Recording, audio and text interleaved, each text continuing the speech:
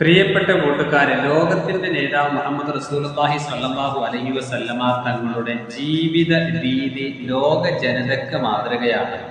പ്രഭാത സമയത്തിൽ സുബ്ഹ് സമയത്ത് നബി സല്ലല്ലാഹു അലൈഹി വസല്ലമ തങ്ങൾ രാത്രി കിടന്നുറങ്ങി രാവിലെ എണീക്കുന്ന സമയത്ത് ചൊല്ലൽ പതിവാണ്, അൽഹംദുലില്ലാഹില്ലദീ അഹ്യാനാ ബഅദമാ അമാതനാ വ ഇലൈഹിൻ നുശൂർ എന്നുള്ളതായി ഈ ഒരു ദിക്ർ ചൊല്ലുക എന്നുള്ളത് പ്രത്യേകം നബി സല്ലല്ലാഹു അലൈഹി വസല്ലമ തങ്ങളുടെ ജീവിത കാലഘട്ടത്തിലുള്ളതാണ്.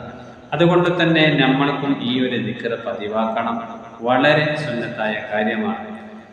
രാവിലെയുള്ളതായ സുബ്ഹ് നിസ്കാരം, ആ സുബ്ഹ് നിസ്കാരമായിരിക്കണം ഒരു മുസ്ലിമായ മനുഷ്യന്റെ തുടക്കം. സുബ്ഹ് നിസ്കരിക്കാത്ത മനുഷ്യനിക്ക് അന്നത്തെ ദിവസം തന്നെ നഫ്സിന്റെ ദിവസം എന്നുള്ളതാണ്. അതുകൊണ്ട് തന്നെ രാവിലെയുള്ളതായ സുബ്ഹ് നിസ്കാരം, അതിനു ശേഷമുള്ളതായ അസ്കാറുകളും ദുആകളും വളരെ വിലപ്പെട്ടതാണ്.